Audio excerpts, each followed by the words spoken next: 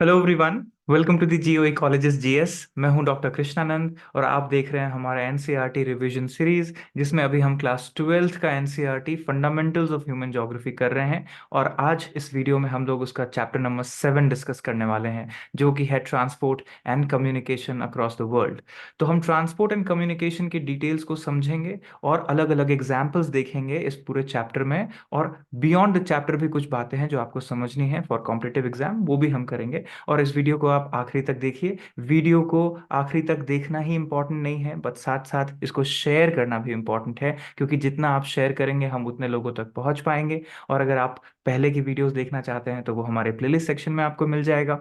और अगर आपने चैनल सब्सक्राइब नहीं किया तो please do subscribe our channel. हम और भी वीडियोस लेके आने वाले हैं। हम पूरी जनरल स्टडीज इसको वन स्टॉप सोल्यूशन बना के कवर करने वाले हैं। तो आइए आज के वीडियो में सीखते हैं ट्रांसपोर्ट एंड कम्युनिकेशन।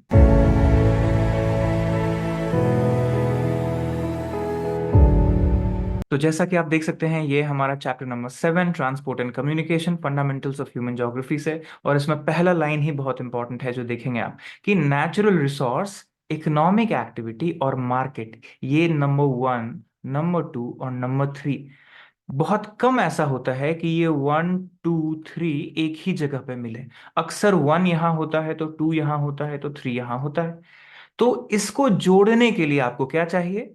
इसके लिए ही आपको चाहिए लिंकेजेस। और ये लिंकेजेस आपको ट्रांसपोर्ट एंड कम्युनिकेशन से मिलता है। इसके लिए यहां कहा गया है कि transport and communication and trade establishes links between producing centres and consuming centres. Right? तो ये बेसिक कॉन्सेप्ट है कि ट्रांसपोर्ट एंड कम्युनिकेशन क्यों जरूरी है। और आप जानते हैं कि ट्रेड अगर आपको करना है, प्रोडक्शन है, कंजम्पशन है, और या एक्सचेंज ऑफ कमोडिटीज है, गुड्स है, सर्विसेज है, वो बिना ट्रांसपोर्टेशन और कम्युनिकेशन के नहीं चल सकता। इसके लिए ये बहुत इंपॉर्टेंट है। और हमारा quality of life, standard of life जो है, वो बहुत हद तक उसकी एफिशिएंसी ट्रांसपोर्टेशन और कम्युनिकेशन और ट्रेड के ऊपर डिपेंड करता है। ये इसके पहले पैराग्राफ में ही दे दिया गया है। और यहां बताया गया है कि ट्रांसपोर्ट जो है वो प्रोवाइड करता है network of links and carriers through which trade take place. Right? तो अब देखिए, सबसे पहले ट्रांसपोर्ट पे चलते हैं और देखते हैं कि ट्रांसपोर्ट क्या चीज है, इसमें क्या डिटेल्स है। तो ट्रांसपोर्ट एक सर्विस है, एक फैसिलिटी है जो कि लोगों को, सामान को, चीजों को मूव करता है एक जगह से दूसरे जगह। Humans, animals, different kinds of vehicles, इसको ट्रांसपोर्ट के लिए आप यूज करते हैं और ये सर्विसेज आपको मिलती है। तो रोड्स एंड रेलवेज की बात अगर करें तो common means of land transport है। और वहीं शिपिंग और वाटरवेज की बात करें, एयरवेज की बात करें, तो ये अलग दो मोड है। फिर आप देखेंगे पाइपलाइंस का इस्तेमाल होता है किस चीज में, तो पेट्रोलियम में, नेचुरल गैस में, या ऐसे लिक्विफाइड ओर्स को अगर ट्रांसपोर्ट करना हो। तो ये बहुत सारे फॉर्म्स हैं ट्रांसपोर्ट के। अब बात होता है कि इससे क्या फायदा है। तो ये सोसाइटी के डेवलपमेंट के लिए, जिसको आजकल हम सस्टेनेबल डेवलपमेंट कहते हैं, उसके लिए एफिशिएंसी ऑफ ट्रांसपोर्ट सिस्टम बहुत जरूरी है। ये हमारा बेसिक नीड फुलफिल करता है, सेटिस्फाई करता है। और जैसे हमारे सर्कुलेशन में, बॉडी में सर्कुलेटरी सिस्टम है, उसमें हार्ट और आर्टरीज एंड वेन्स का चैनल है, वैसे ही किसी इकोनॉमी का ये आर्टरीज कहा जाता है इनको। तो एक डेवलप्ड नेशन में आप देखेंगे ट्रांसपोर्टेशन और ये सारी चीजें बड़ी अच्छी होंगी, एफिशिएंट होंगी। वहीं डेवलपिंग कंट्रीज में इसकी प्रॉब्लम्स होती हैं। तो इसके लिए जरूरत होती है कि आपको ट्रांसपोर्टेशन और कम्युनिकेशन को बेहतर करना है, इसमें कॉपरेशन को बढ़ावा देना है, ये सारी चीजें हैं। और अच्छी ट्रांसपोर्ट नेटवर्क जो है, जिसमें नोड्स और लिंकेजेस की बात होती है, यानी ये जो इंटरसेक्शंस हैं दो जगह के रोड्स के, वो है नोड्स। और अगर एक से ज्यादा नोड्स हैं और वो अगर जुड़े हुए हैं आपस में, तो ये हो गया लिंक्स। और ऐसे बहुत सारे अगर जुड़ जाएं आपस में, तो वो हो गया नेटवर्क। तो ये जो चीजें हैं ये बहुत जरूरी है समझना। अब आते हैं मोड्स ऑफ ट्रांसपोर्ट पे। तो बेसिक आपको पता ही होगा, मैं आशा करता हूँ, लैंड, वाटर, एयर और ये पाइपलाइन जो अभी हमने पीछे देखा। अब इसी को हम देखेंगे कि इनका क्या सिग्निफिकेंस है, क्या इंपॉर्टेंस है इनका हमारे जीवन में। तो significance of mode of this transport depend upon क्या, type of goods and services, कि कौन सी चीजों को ये कैरी कर रहा है, उसके ऊपर इसका इंपॉर्टेंस होता है। तो रोड ट्रांसपोर्ट अक्सर देखेंगे आप चीपर होता है और फास्टर होता है, कहाँ पे, शॉर्ट डिस्टेंसेस में। बट वहीं अगर लॉन्ग डिस्टेंसेस हो तो आपको रेलवे लेना पड़ेगा, या अगर आपको हाई वैल्यू गुड्स ट्रांसपोर्ट करना है, लाइट पेरिशेबल गुड्स है, तो वो एयरवेज के थ्रू है। और अगर बहुत हेवी मटेरियल है और लंबा डिस्टेंस है तो फिर वाटरवेज ट्रांसपोर्टेशन होता है। तो इसी आधार पर ट्रांसपोर्टेशन का क्लासिफिकेशन भी हो जाता है। तो आइए देखते हैं लैंड ट्रांसपोर्ट में। तो आप देखेंगे इसमें शुरुआत की गई है कि पुराने समय में क्या होता था। तो पालकी, डोली, प्लैंक्विन जिसको कहते हैं, जिसको चार लोग लेके चलते थे, वहां से बात शुरुआत की गई है। और बाद में फिर म्यूल्स, हॉर्सेस, कैमल्स, इनका भी इस्तेमाल आपने देखा होगा रूरल एरिया में। और अब यहां आया है कि परहैप्स बाय 1825, आप देखिए जो स्टॉकटन एंड डार्लिंगटन जो है, ये दो जगह है इंग्लैंड में, यहाँ पे रेलवे चलना शुरू हुआ और ये कोयला इंजन जो है पहली बार इस्तेमाल होना शुरू हुआ। उसके बाद आप देखेंगे कि 1853 तक तो इंडिया में भी रेलवे लाइन आ गया था, राइट, मुंबई से थाने। तो ये जो है बहुत इंपॉर्टेंट है। अब इस टाइम कॉलोनियलिज्म का दौर था, तो क्या था कि रिसोर्सेस को पहुंचाना था एक जगह पे, यानी कंट्री के अंदर से ट्रांसपोर्टेशन जरूरी था, पोर्ट तक पहुंचाना। तो शुरुआती आप देखेंगे ना, फार्मिंग, माइनिंग, मैन्युफैक्चरिंग, कमर्शियल, इन सब के इंटीरियर से पोर्ट तक की डेवलपमेंट रेलवेज करवाती है। तो रेलवे सबसे पहले इसीलिए बना, और लैंड ट्रांसपोर्टेशन का भी डेवलपमेंट हुआ इसी में। अब आगे जाके पाइपलाइन, रोपवेज, केबलवेज तक डेवलप हो चुका है, इसमें आप देखेंगे, राइट। अब यहां एक एग्जांपल रोपवे और केबल कार का दिया है, ऑस्ट्रिया में कितना वाइड नेटवर्क है, राइट। अब देखिए आप यहां पे कि in the densely populated districts of India, China, overland transport still takes place by human porters, right. Human porters का इस्तेमाल होता है बहुत जगह पे, जहां पे क्या कर सकते हैं आप देखेंगे, ठेले वाले जो कार्ट पुशर्स होते हैं वो जाते हैं जहां पे आपको जगह ही नहीं है, राइट। तो ये बहुत इंपॉर्टेंट है कि कितना फ्री जगह है, कंजेस्टेड कंट्री है या नहीं है।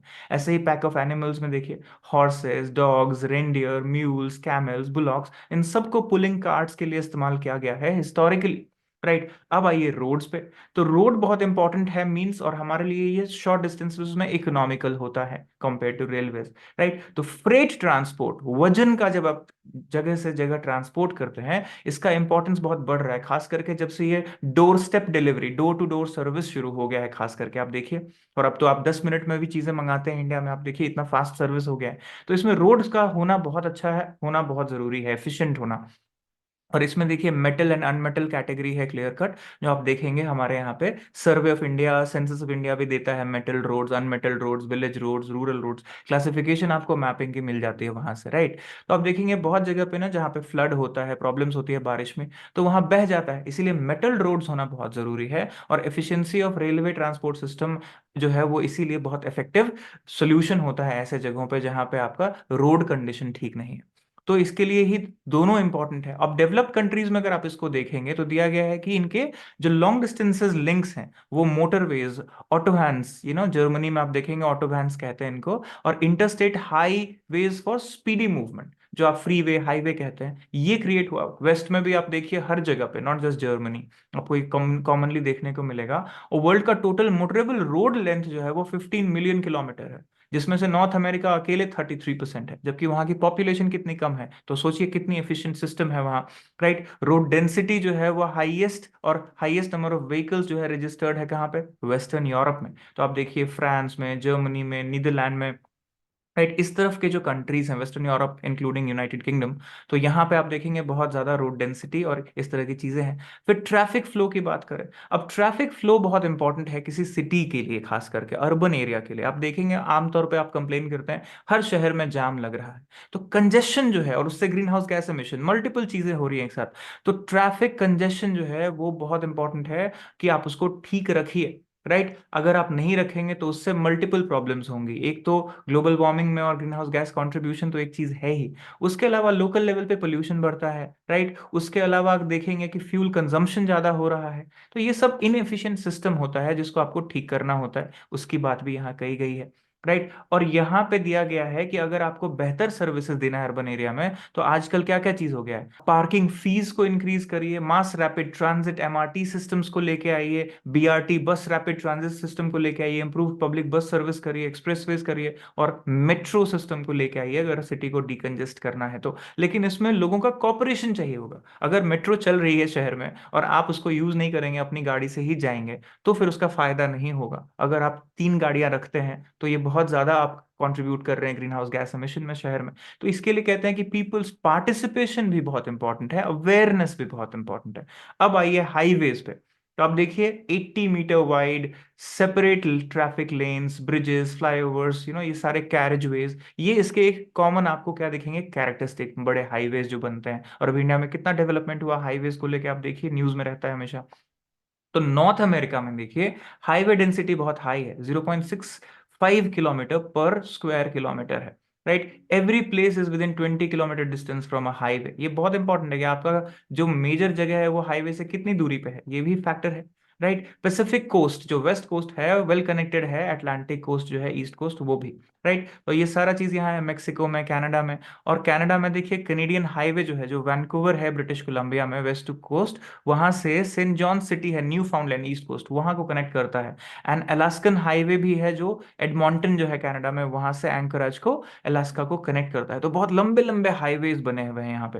पैन अमेरिकन हाईवे की बात करिए तो आप देखिए central America, south America, US, Canada, ये सारे लिंक्ड हैं आपके। मतलब आप एक जगह पे चढ़ेंगे आप सीधे कंट्री टू कंट्री ट्रैवल कर सकते हैं, इतना लंबा लंबा हाईवे क्रिएटेड है। ट्रांस कॉन्टिनेंटल कहते हैं इनको। Stuart highway connects Darwin north coast and Melbourne via Tennant Creek and Alice Springs in Australia.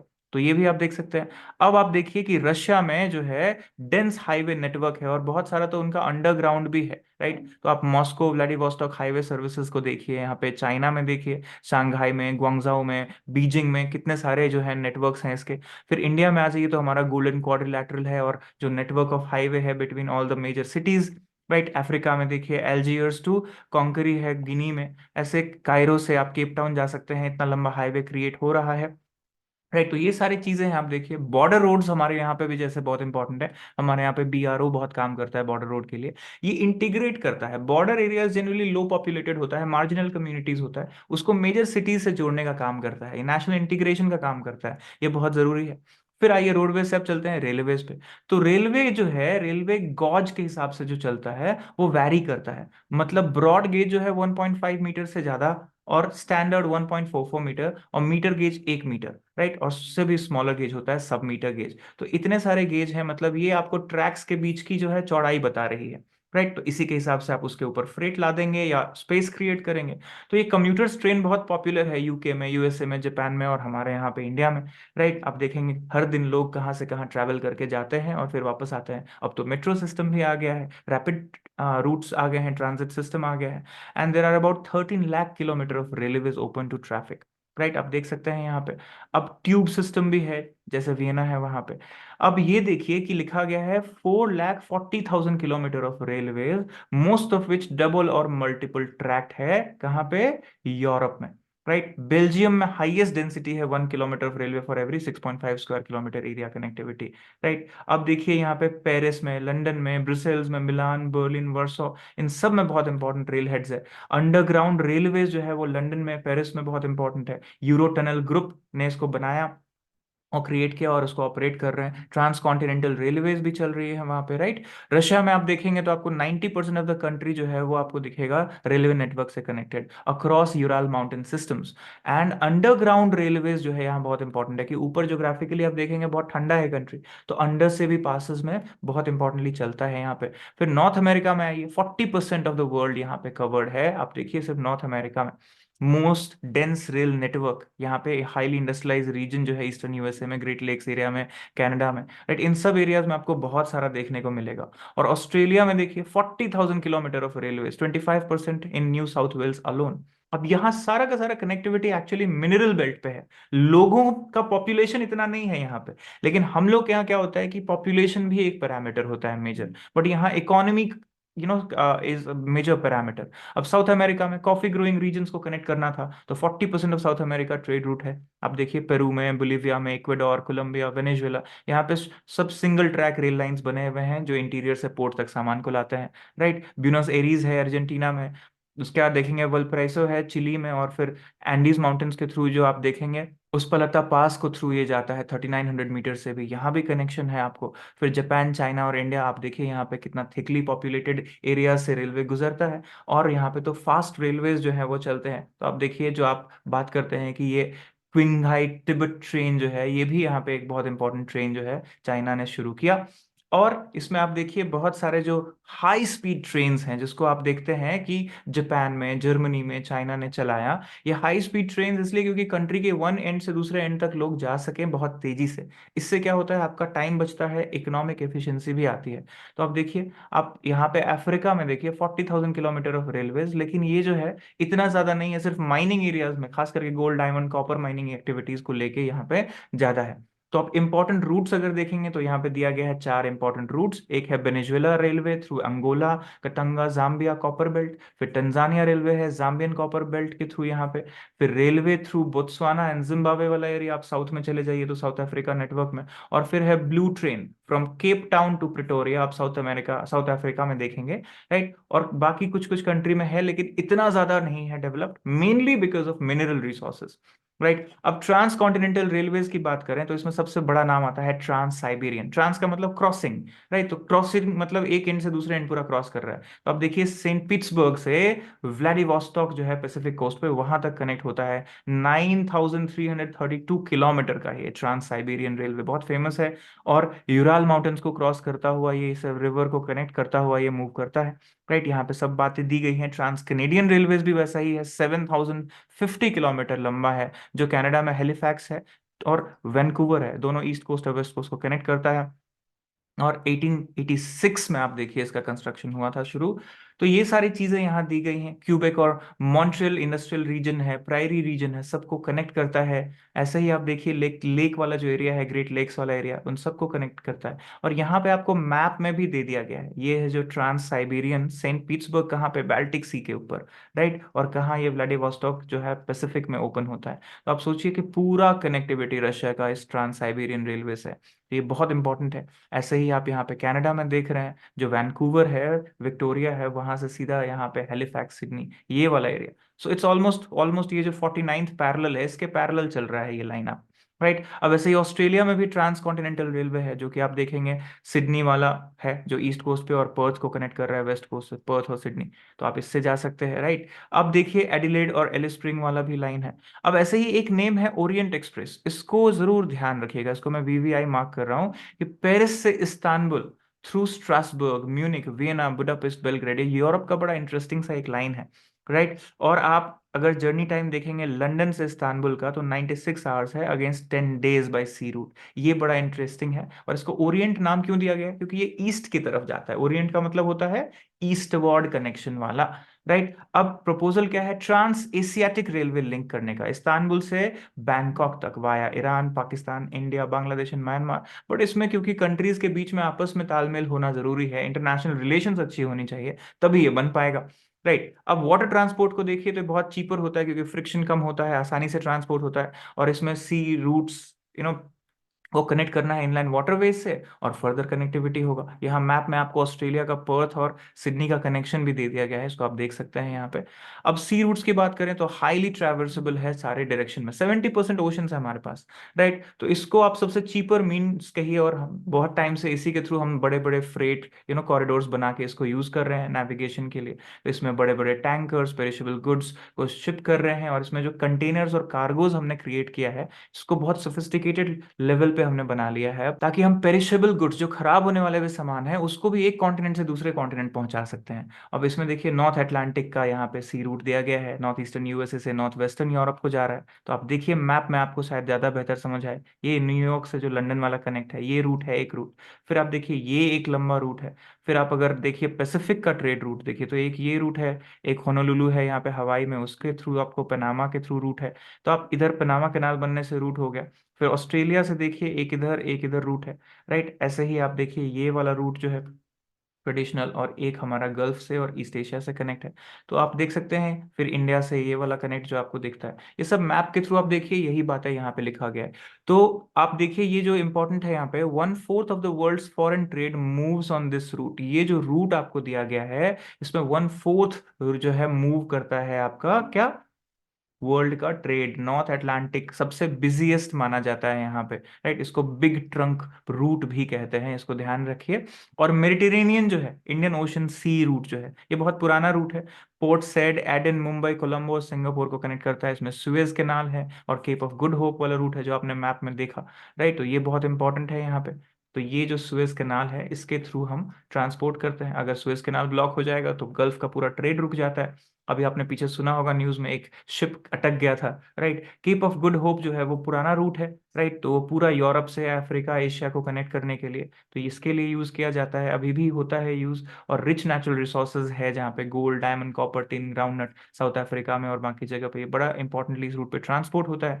फिर सदर्न अटलांटिक में चले आइए, तो यहाँ पे आपको यूरोप और वेस्ट अफ्रीकन कंट्रीज का आपको कनेक्शन दिखेगा, राइट। तो वेस्टर्न यूरोप और वेस्टर्न अफ्रीका ये दो, और उसके अलावा अफ्रीका और साउथ अमेरिका में बहुत ज्यादा ट्रेड नहीं है, ट्रैफिक लेस है, क्योंकि दोनों का लगभग सिचुएशन एक ही जैसा है और दोनों एक ही तरह का मटेरियल प्रोड्यूस करते हैं, तो उसमें थोड़ा सा रूट में कम है ट्रांसपोर्ट। फिर नॉर्थ पैसिफिक में आ जाइए, जो होनोलुलु हवाई वाला था, वैंकूवर योकोहामा से कनेक्टेड है।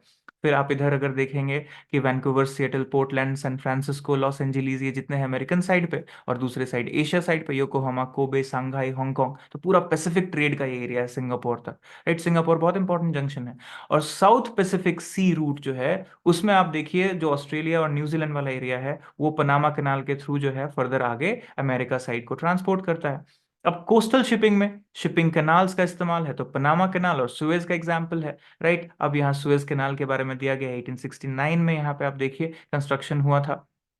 और अभी आप रेड सी को अगर कनेक्ट करते हैं मेडिटेरेनियन से इसी के थ्रू, पनामा कैनाल जो है वो पनामा इस्थमस है, राइट। आप देखेंगे Panama city and Colon by US government, ये शुरू किया गया था इस काम को। इसमें 25,000 लोगों का जान चला गया था इसको बनाने में। लाइक बहुत एम्बिशियस प्रोजेक्ट था ये, कोलोन से लेके जो यहाँ तक आप इस साइड आते हैं। लेकिन ये 12 किलोमीटर जो है वो बहुत बड़ा लेंथ, 13,000 किलोमीटर का लेंथ जो है न्यूयॉर्क से सैन फ्रांसिस्को का, उसको रिड्यूस करता है, तो इसके लिए बहुत इंपॉर्टेंट था। अब इनलैंड वाटरवेज में नेविगेबिलिटी और वाटर फ्लो और ट्रांसपोर्ट, ये तीन चीजों का बहुत इंपॉर्टेंस है यहाँ पे। जो देख सकते हैं आप, एंशियंट टाइम से लोग रिवर को इस्तेमाल करते थे, अभी भी इनलैंड ट्रांसपोर्ट यूज होता है। खास करके स्कैंडिनेवियन कंट्रीज में देखेंगे फियोर्ड्स का इस्तेमाल होता है, राइट। तो ये बहुत इंपॉर्टेंट, लेकिन इसके लिए आपको रिवर का कनेक्शन ठीक होना चाहिए। हमारे इंडिया में इंटरलिंकिंग ऑफ रिवर और वाटरवेज का भी आप देखेंगे बहुत रोल है। तो यहाँ राइन वाटरवे की बात करते हैं, जो जर्मनी वाला एरिया है, देखिए। तो आप देखिए बेसल एक जगह है स्विट्जरलैंड के पास, यहाँ से ये राइन जो है नॉर्थवर्ड यहाँ पे जा रहा है, और साथ में सारे मेजर एरियाज को कनेक्ट कर रहा है, स्ट्रासबर्ग को, राइट। आप देखिए कोलिन्स को, कोलोन को, ऐसे करके। तो ये बहुत इंपॉर्टेंट है, और ये कोल वाला एरिया है, रूर रीजन है जर्मनी में, जहाँ रूर रिवर जो है वो भी मिलता है इससे, तो वो भी आप देख सकते हैं कि एरियाज कनेक्टेड है, मिनरल बेल्ट। सेम आप देखिए डैन्यूब का, डैन्यूब सबसे लंबा रिवर है यूरोप में, जो कि आप ईस्टवर्ड फ्लो करता है, ब्लैक फॉरेस्ट रीजन से निकल के जाता है। और ये बहुत इंपॉर्टेंट है वीट के, मेज के और टिम्बर मशीनरी के ट्रांसपोर्ट के लिए। वोल्गा रिवर जो कि बहुत फेमस है रशिया में, ये कैस्पियन सी में जाता है और सबसे बड़ा नेविगेबल वाटरवे है, 11,200 किलोमीटर का। सो वोल्गा और मॉस्को कनेक्ट जो है ये बहुत इंपॉर्टेंट है, खास करके ट्रेड के लिए, और मिनरल बेल्ट है वहां पे पूरा। फिर ग्रेट लेक्स में सेंट लॉरेंस सीवे है, जो बहुत फेमस है, जो आप देख सकते हैं यहाँ पे। और मिसिसिपी वाटरवे जो है यूएस में, मिसिसिपी से ओहायो, ये बहुत फेमस है इंटीरियर में कनेक्ट करने के लिए गल्फ ऑफ मेक्सिको तक, राइट। अब एयर ट्रांसपोर्ट कितना डेवलप हुआ है, तो आप देखिए वर्ल्ड वॉर 1 और वर्ल्ड वॉर 2 का इसमें कितना इंपॉर्टेंस है।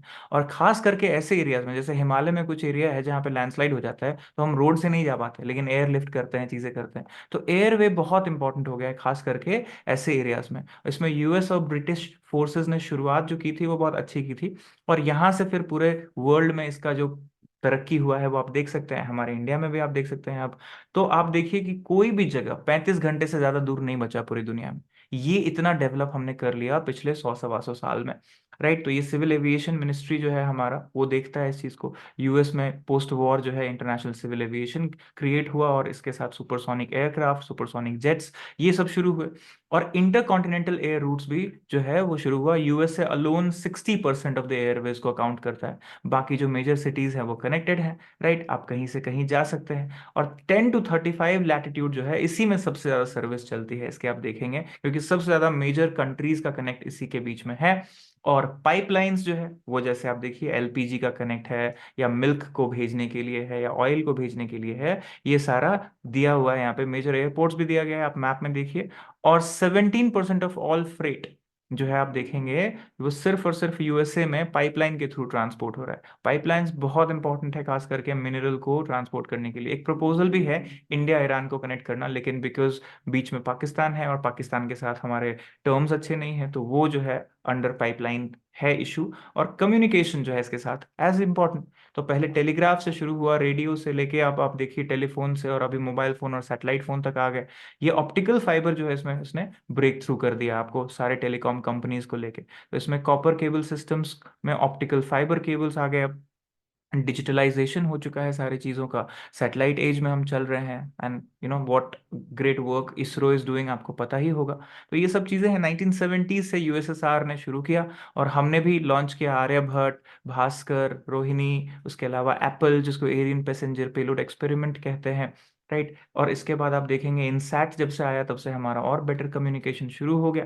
तो अब आप देखिए कि टेलीविजन में आप कितनी सारी चीज़ें देख पाते हैं because of this, end of course internet revolution. तो साइबर स्पेस एंड इंटरनेट ने आज कितना बड़ा एक रेवोल्यूशन क्रिएट कर दिया है। आप ये वीडियो को इसी इंटरनेट के थ्रू ही देख रहे हैं, आप इससे समझिए कि www जो है वर्ल्ड वाइड वेब कितना बड़ा नेटवर्क है। 50 मिलियन से ज़्यादा इंटरनेट यूजर्स 95 में हो गए थे, 400 मिलियन 2000 में क्रॉस कर गए। और अब आप इमेजिन कर सकते हैं कितना सारा कनेक्टिविटी हो चुका है from develop to developing economy. और कितना इंपॉर्टेंट है ये contemporary economic and social space for humans through email, e commerce, e learning, e governance. और जो हम कर रहे हैं वो भी ई लर्निंग ही है। तो मैं आशा करता हूँ कि आपको ये ट्रांसपोर्ट एंड कम्युनिकेशन का जो चैप्टर है वो समझ आया होगा। एक क्विक रिवीजन के लिए ये वीडियो काम आएगा, तो इसको ज़्यादा से ज़्यादा लोगों में शेयर ज़रूर करिए। और अगर चैनल को सब्सक्राइब नहीं किया तो please subscribe, and also if possible please support us by joining our channel. So all the best wishes आप सबको, मिलते हैं अगले वीडियो में।